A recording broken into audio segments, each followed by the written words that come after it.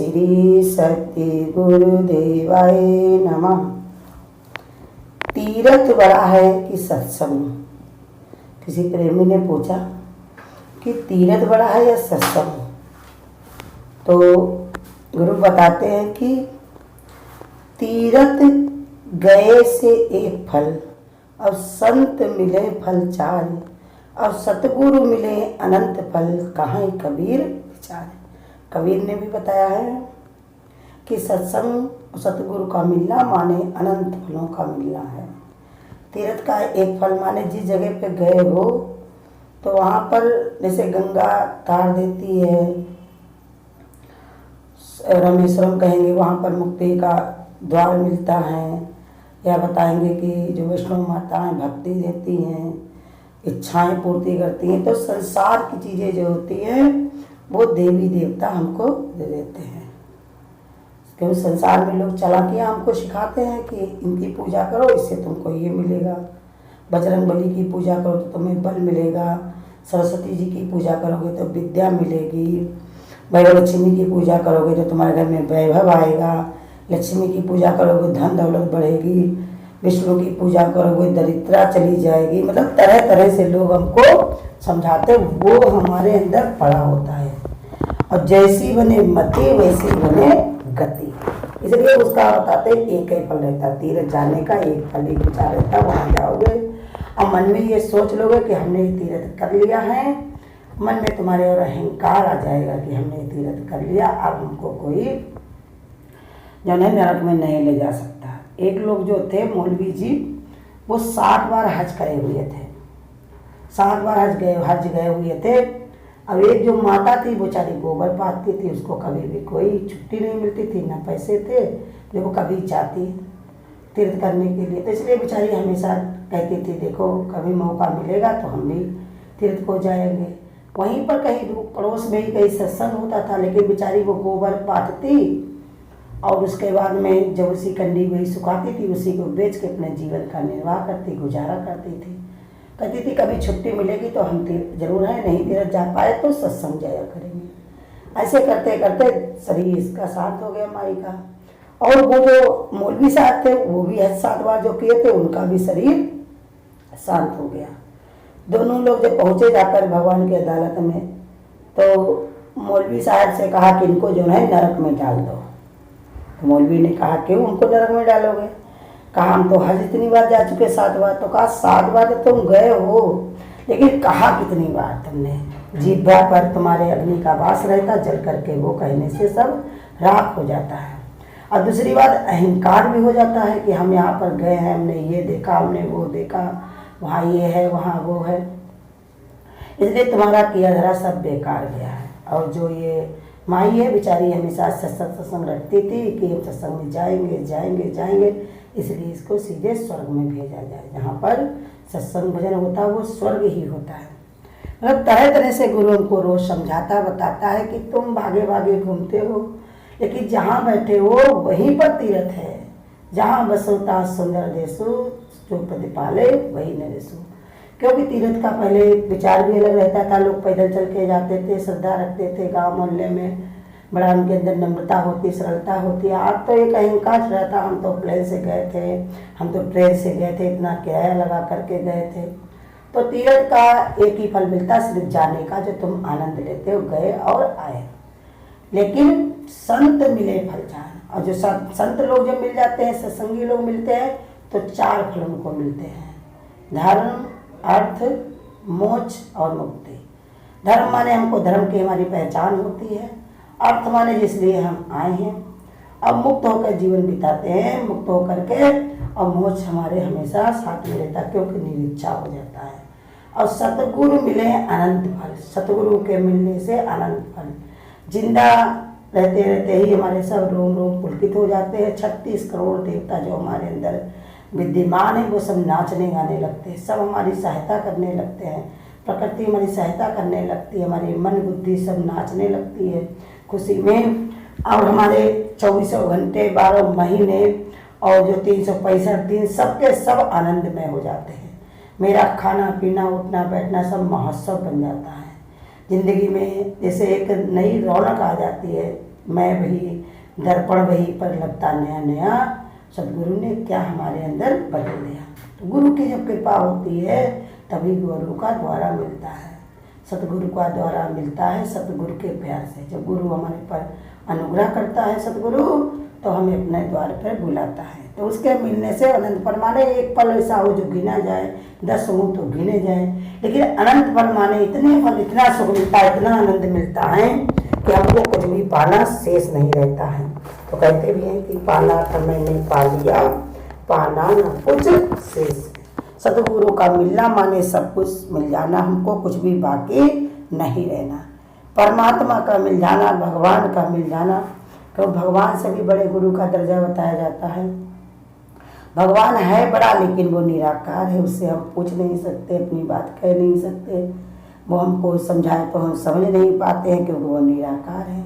लेकिन गुरु आकार रख करके आता है, हमारे लिए अर्श से उतर के फर्श पर आता है, हमारे जैसा ही रूप बना करके आता है, कर्म करके हमको दिखाता है, आगे बढ़ करके हमको सिखाता है।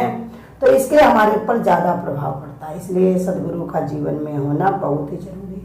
और ये वृत्ति का भी परिवर्तन हो जाता है। गुरु कहते तुम सत्संग भजन में आते हो, तुम्हें और कुछ करने की जरूरत नहीं है, बस सत्संग में आके तुम बैठने लगो तो धीरे धीरे धीरे धीरे तुम्हारी सारी वृत्तियाँ ये बदलना शुरू हो जाएंगी। क्योंकि जैसी संगत वैसी ही रंगत, वेद शास्त्र सब यही बताते हैं कि धीरे धीरे जब संतों का वृत्तांत सुनोगे, उनके दृष्टांत सुनोगे, मिसालें सुनोगे, उनकी जब चर्चा होगी और जो तुम्हारे साथ में बैठते उनकी भी समस्याएं सुनोगे, तो तुम्हारे अंदर अपने आप ही आएगा कि मैं बहुत ही अच्छा हूँ, भगवान की हमको शरण मिली हुई है, भगवान के मैं साथ में हूँ, भगवान हमेशा मेरे अंग संग है, मैं उसी की गोद में हूँ।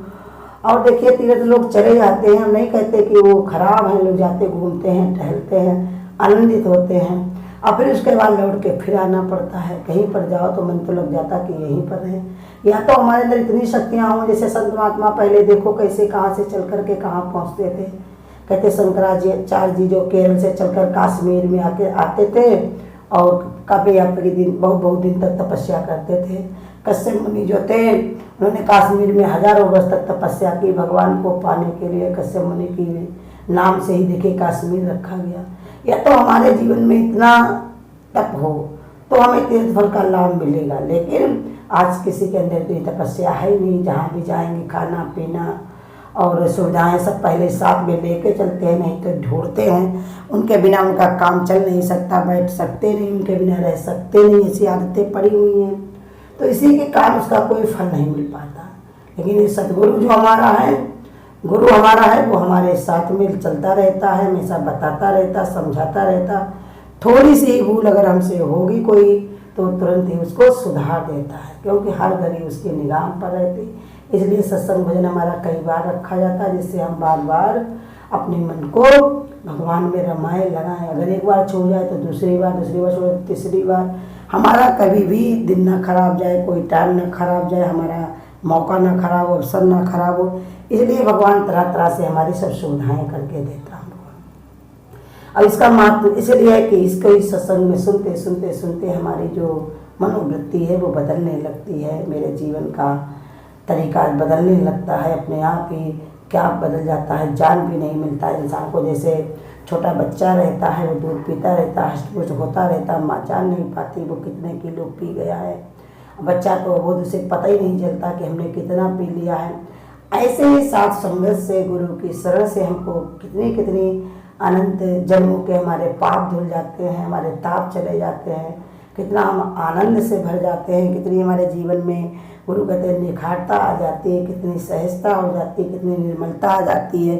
तो ये सब कैसे होता है? सत्संग से। सत्संग के बहुत सारे फल हैं, एक दो नहीं को गिनती करें। देखो शरीर स्वस्थ होता है, मन स्वस्थ होता है, घर में समस्याएं भी कम हो जाती हैं। क्यों हर समय तुम घर ही में बैठे रहते हो, देखकर टोकोगे बखोरोगे, ये कहोगे वो कहोगे, उसे न्यारे हो जाते हो। जितना तुम भगवान पास आके बैठते हो तो उतना तुम्हारा जाप होता है, संतों का दीदार करते हो, तुम्हारी दृष्टि बदलती है, शुद्धता आती है, शरीर स्वस्थ रहता है, खाने पीने में मन हटेगा धीरे। जब वहाँ से हट जाओगे, लोगों की निंदा चुगली से बचोगे, अपने घर के पंखे को ठंडा होने के लिए छोड़ दोगे, घर परिवार वालों का दिमाग खाना कम कर देते हो, तो ये हजारों फायदे हैं, तरह तरह के फायदे हैं। गुरुगत इसलिए अनंत है, इनका कोई बता नहीं सकता, कोई समझा नहीं सकता।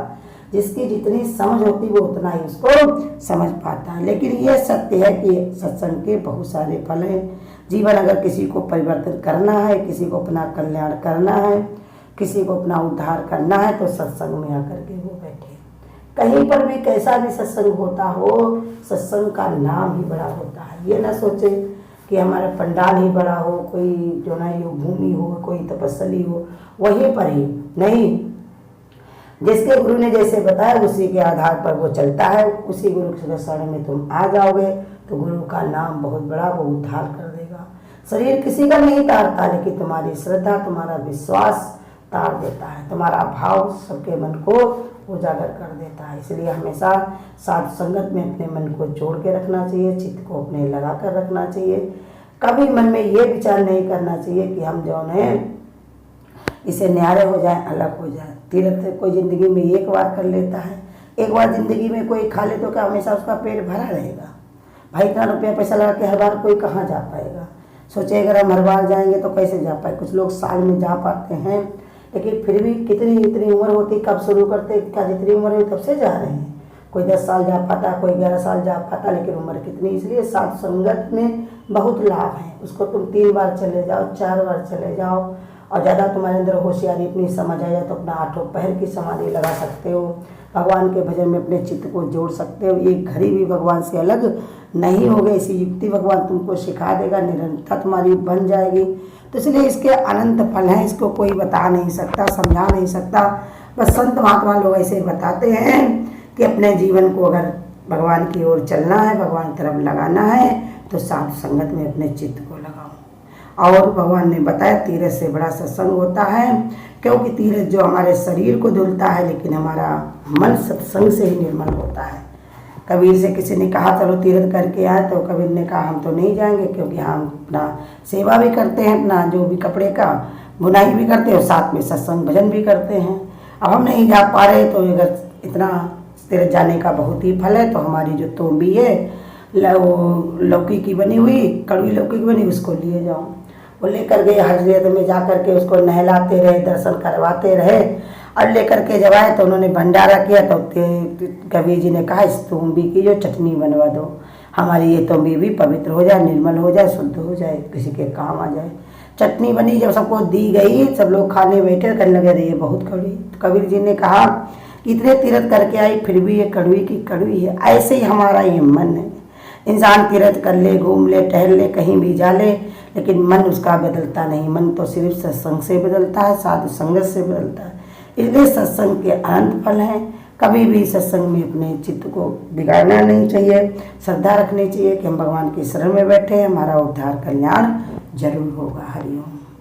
अगर आपको आज की वीडियो अच्छी लगी हो तो वीडियो को लाइक और शेयर करना ना भूलें। आगे की वीडियोस देखने के लिए चैनल को सब्सक्राइब करें और नोटिफिकेशन